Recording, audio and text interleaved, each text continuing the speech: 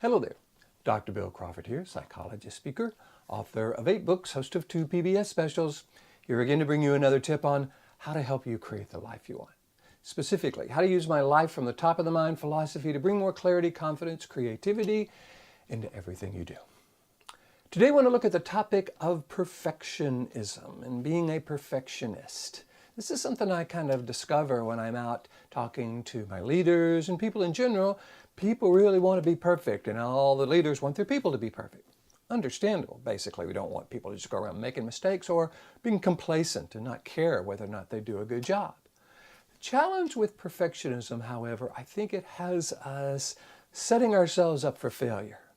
You know, there's a quote that I use sometimes in my seminars. It basically says, hey, unless we're going to ascend anytime this afternoon, we're not going to be perfect. We are mistake-making creatures, which means we will make mistakes. That is inevitable.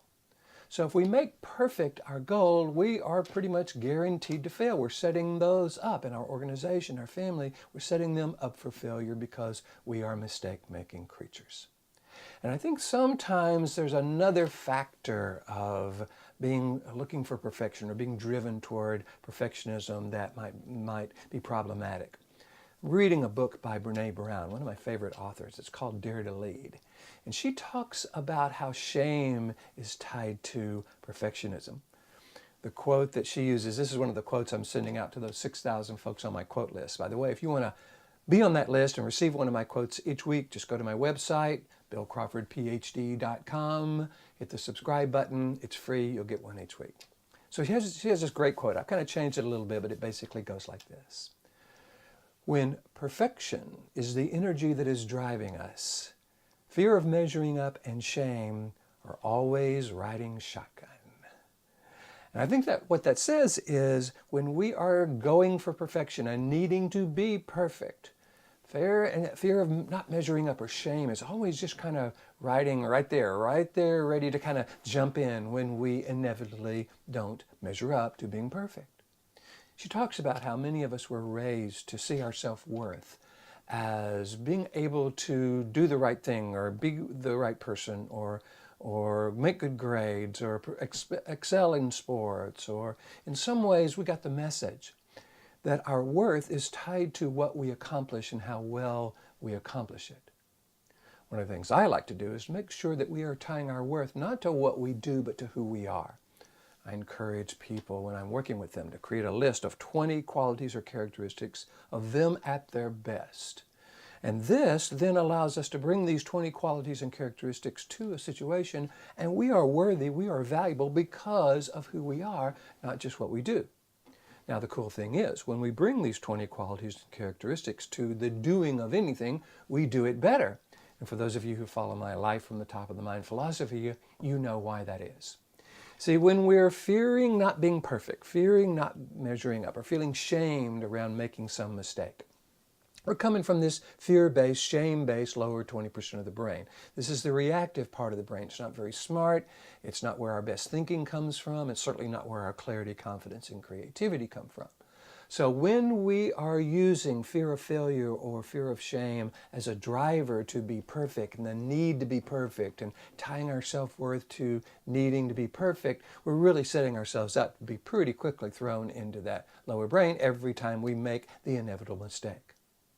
What I like to do is make sure we're not using this lower brain to be successful. This lower brain is wonderful in a fight or flight situation, but we want to be able to access what I call the top of the mind, this upper 80% of the brain, the neocortex, because this is where our clarity, confidence, creativity, compassion, best interpersonal skills, problem-solving skills reside.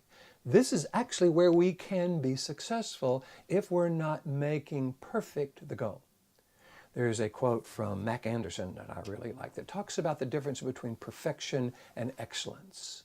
I'm a big fan of striving for excellence without necessarily needing to be perfect.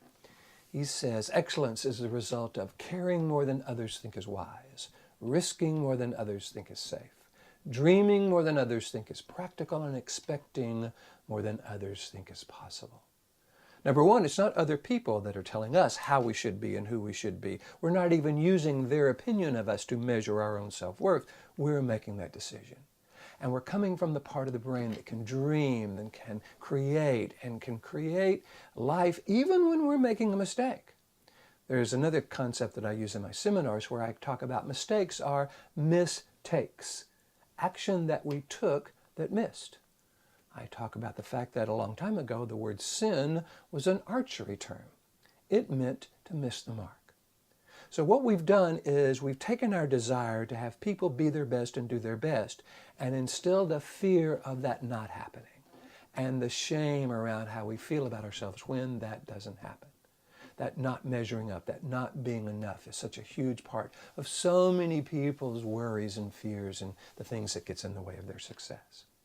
So what I suggest we do is we look at that and say, okay, we want to make sure that we recognize we're going to make some mistakes. What do we learn from the mistake? How can we take that mistake, that learning, and apply it to new behavior? Frankly, that's the way discoveries are made. That's the way processes are improved. By trying something, seeing what doesn't work, learning from that, applying it to a new way of being. So what we want to do is begin to see the process of learning and the process of making a mistake and the process of applying that learning to future behavior as our learning process. As we bring the qualities and characteristics of who we are at our best to that learning process, coming from the upper 80% of the brain, the top of the mind, in a way we would teach and or recommend to someone we love, we become more successful. We become way more successful than just striving for perfection. So in this journey of life, I suggest we don't invite shame and fear of not being enough to ride shotgun. I suggest we ask the people, the situations, the fear, the qualities, the ways we want to be to ride along with us, to be along with us in a way that we would recommend to those we love. Our clarity, our confidence, our creativity, our recognition that we are worthy because of who we are, not what we do.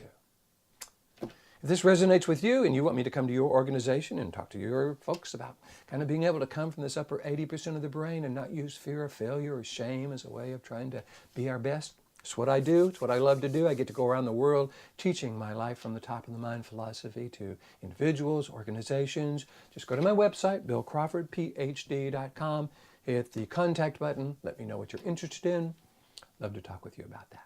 Feel free to follow me on Facebook and Pinterest and YouTube and LinkedIn and iTunes and Twitter, any of the social media. I try to post these each week. And again, if you would like to receive one of my favorite quotes along with a short video each week, again, go to the website, hit the subscribe button. It's free, and you can receive one each week. Hope these are valuable. I'm having a great time bringing them to you. If so, please hit the like button. And here's to you. Bringing more clarity, confidence, creativity into everything you do as you go forward, learning from our mistakes, not needing to be perfect. And I look forward to seeing you in the next video.